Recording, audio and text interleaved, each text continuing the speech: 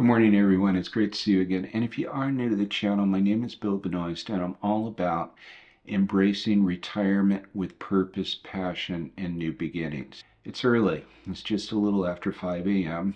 It's still dark out, and it's actually raining this morning. And I just finished my morning pages. You may be asking, what the heck is morning pages? And that's what I want to talk with you about today. It's based upon a book that really has made a positive impact in my life. Probably the most positive impact of any book that I can ever think of that I've read. It's a book called The Artist Way by Julie Cameron. The Artist Way was published in 1992. It's already on the 30th edition, and over 5 million copies have been sold.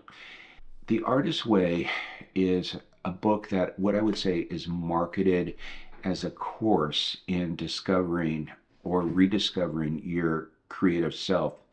But I think it's so much more than that. It's really a book on living more creatively.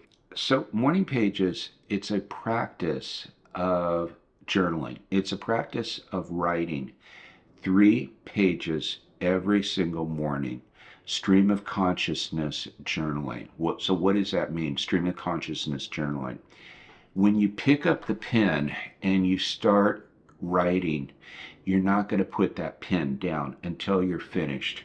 I find that doing 3 pages takes me about 30 minutes. What you're doing is you're writing whatever comes to your mind. And you may think, what if nothing is coming to my mind? Then you're going to simply write, nothing is coming to my mind. I don't know what to write about. My mind is blank. Trust me, because you keep doing this and it's going to start kicking in. This is what, I think is so amazing about the morning pages. But I'll also tell you that it's a little bit difficult in getting started. I mean, I did try morning pages once about 5 years ago, and I started reading the book. For me, I found the book not something that was really resonating with me. I found it difficult. I don't even think I got through the first chapter, and I remember just ended up donating the book or tossing it out 5 years ago. But then a friend of mine recommended it, and then I started seeing more and more YouTubers actually talking about this a few years back. And so I went out and bought another copy. So I wanted to try something a little bit different. What I set myself was a goal. I would read 1 chapter a week, and I would set this goal for Sunday evenings. I would read the chapter, and really it only took about 15 or 20 minutes to get through it. At the end of the chapter, it's actually keeping you accountable with the question, did you do the morning pages each day? You wanted to make sure that you would say yes. And that was actually how I kept myself accountable. But at the end of the 12 weeks, I was completely addicted.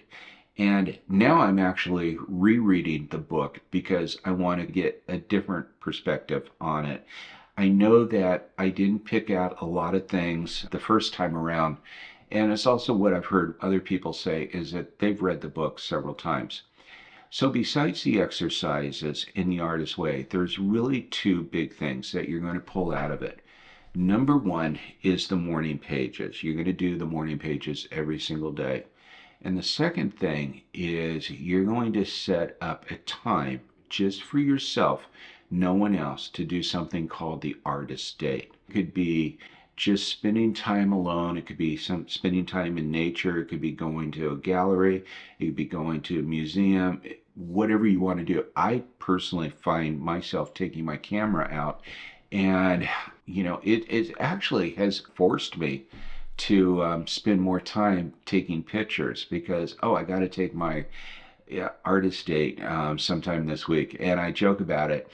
So I have a Fuji camera and a Sony camera, and I'll sit there and say, I'm going to take my Fuji on a date. I'm going to take my Sony on a date. The thing is, morning pages, I mean, it's all about clarity and dumping those noisy thoughts first thing in the morning. So you're going into the day fresh. Also, I find it that as you're writing, you start thinking about maybe some of the problems that you're facing in life. And you'll just find yourself starting to write some solutions out there.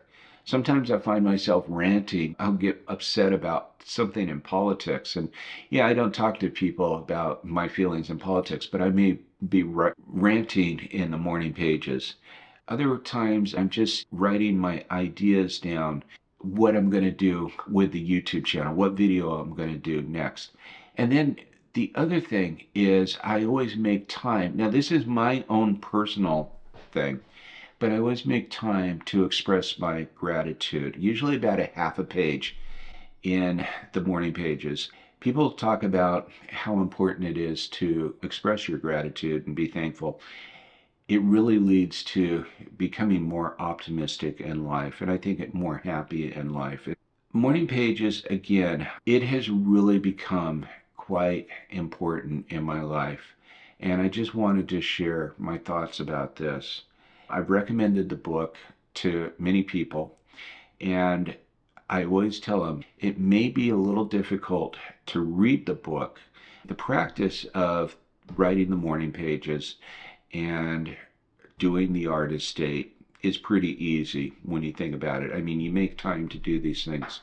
I get up early in the morning, so I do this before everything else.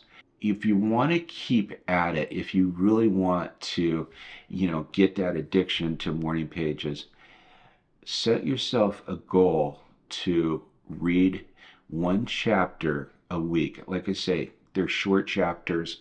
You can finish a chapter in about 20 minutes. Set yourself up a goal to read each chapter once a week. And that's going to help you stay on top of morning pages, doing the morning pages. And by the end of the 12 weeks, this is a 12-week course. There's going to be, some exercises. You don't have to do the exercises. It's definitely encouraged that you do those exercises, but it will help you stay on track. So anyway, short video today. I hope you found this informative and useful. If you haven't done so already, definitely subscribe to this channel. Hit the bell notification as I do upload new videos every week, and I hate for you to miss one. Thanks for stopping by, and I look forward to seeing you next week. Take care.